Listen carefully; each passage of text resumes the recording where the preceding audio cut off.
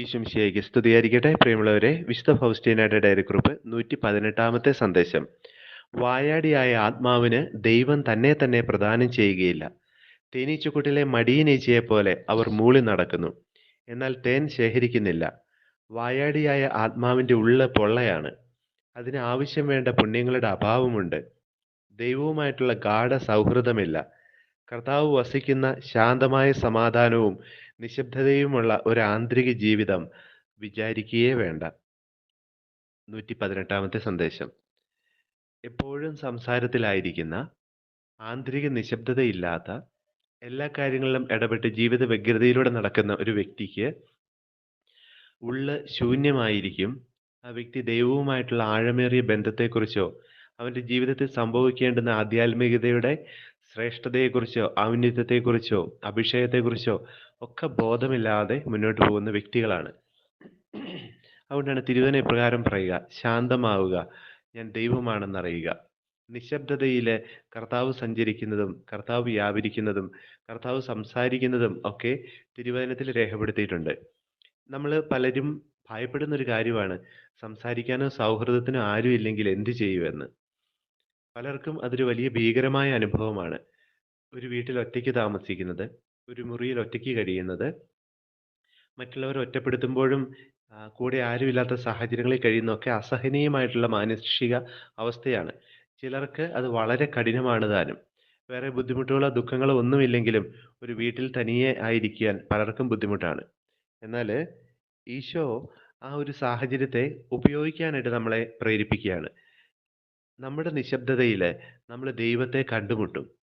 നമ്മൾ എപ്പോഴെല്ലാം ഒറ്റപ്പെടുത്തപ്പെടുന്ന സാഹചര്യത്തിലേക്ക് പോകുന്നു, അവഗണിക്കപ്പെടുന്ന സാഹചര്യത്തിലേക്ക് പോകുന്നു, അവിടെ കർത്താവ് മാത്രമാണ് എനിക്ക് തുണയായുള്ളതെന്നും എന്നെ വിട്ടുപിരിയാത്തവനെന്നും ഞാൻ നിന്നെ അനാഥയായി വിടുകയില്ല എന്നുള്ള വചനം പാലിക്കുന്നവനെന്നും നമുക്ക് നേരം തിരിച്ചറിയാൻ സാധിക്കും. ജീവിതത്തിൽ ഒത്തിരി കാര്യങ്ങൾ ചെയ്യുന്നു, ഒത്തിരി കാര്യങ്ങൾ സംസാരിക്കുന്നു, ഞാനില്ലെങ്കിൽ ഇതൊന്നും നടക്കില്ല എന്നൊക്കെ ചിന്തിച്ച് നടക്കുന്ന വ്യക്തികൾ ഒന്ന് നിശബ്ദമായിട്ട് നോക്കിക്കേ. നിങ്ങൾ ഏറ്റവും ഭയപ്പെടുന്ന ഒരു കൂട്ടിമുട്ടൽ, ഒരു കാഴ്ച, ഒരു കണ്ടുമുട്ടൽ നിങ്ങൾക്ക് നേരിടേണ്ടി വരും.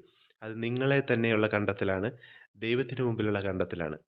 പലപ്പോഴും നിങ്ങൾക്ക് നിങ്ങളെ നേരിടാൻ മടിയുള്ളത് കൊണ്ടാണ് നിശബ്ദതയെ സ്നേഹിക്കാനാവാതെ വരിക.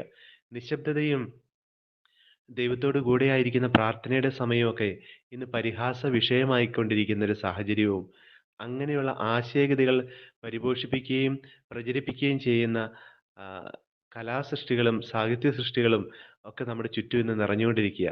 ദൃശ്യ ശ്രാവ്യ മാധ്യമങ്ങളിലൂടെ നിശബ്ദതയും സമർപ്പിത ജീവിതവും സഹനവും ക്ഷമയും വിട്ടുവീഴ്ചയും ഉൾക്കൊള്ളലും തുറവിയുമൊക്കെ ഒരു പരിധി വരെ അപമാനിക്കപ്പെടേണ്ട, അവഹേളിക്കപ്പെടേണ്ട, അവഗണിക്കപ്പെടേണ്ട, മുന്നോട്ട് കുതിക്കാൻ വേണ്ടിയിട്ട് നമ്മൾ മാറ്റി നിർത്തേണ്ടുന്ന ചില കാര്യങ്ങളായിട്ട് പ്രചരിപ്പിക്കുന്ന ഒരു ആശയഗതിയും ജീവിതശൈലിയൊക്കെ നമ്മുടെ ചുറ്റുമുണ്ട്. അവിടെയാണ് ഈശോ ഇന്ന് നമ്മളെ ഓർമ്മപ്പെടുത്തുക. നമ്മുടെ നിശബ്ദത നമുക്കൊന്ന് പരീക്ഷിച്ച് നോക്കാം. ഒത്തിരി സങ്കടം നിറയുമ്പോൾ ഒന്ന് നിശബ്ദമായിട്ട് ഈശോയെ കാണാനായിട്ടൊന്ന് നോക്കിക്കേ.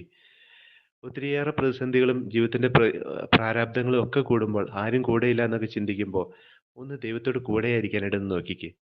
മക്കള് വിദേശത്ത് പോയിട്ട് അവർ കഷ്ടപ്പെടുകയാണ്, ജോലി ലഭിക്കുന്നില്ല, പുറത്തേക്ക് പോകാനായിട്ടുള്ള സാമ്പത്തിക സ്വസ്ഥത, സാമ്പത്തികമായിട്ടുള്ള കാര്യങ്ങളൊന്നും ക്രമീകരിക്കപ്പെട്ടിട്ടില്ല. വലിയ കടബാധ്യതകളും ചെയ്തു തീർക്കാൻ പറ്റാത്ത എത്ര ഉത്തരവാദിത്തങ്ങളുമാണ് എന്നൊക്കെ ചിന്തിക്കുമ്പോൾ, ആ അനുഭവങ്ങളിലൂടെ കടന്നു പോകുമ്പോൾ അതിനെല്ലാം വേദനയുണ്ട്. പക്ഷെ ആ സാഹചര്യത്തിൽ ഒന്ന് ഈ ദൈവത്തെക്കുറിച്ചൊന്ന് ചിന്തിച്ചേ. ഒന്ന് നിശബ്ദമാകാനായിട്ട് നമുക്കൊന്ന് പരിശ്രമിച്ചാലോ? നമുക്കങ്ങനെ ചെയ്യാം. ഈശോയോട് പറയാം: ഈശോ, ഞാൻ അങ്ങയിൽ ശരണപ്പെടുന്നു. നീ എനിക്ക് കണ്ണ് കണ്ടിട്ടില്ലാത്തതും കാത് കേട്ടിട്ടില്ലാത്തതുമായ അവിടുത്തെ രഹസ്യങ്ങൾ, അങ്ങയുടെ വഴികൾ എന്നെ പഠിപ്പിക്കണമേ. ഈശോ, ഞാൻ അങ്ങയിൽ ശരണപ്പെടുന്നു.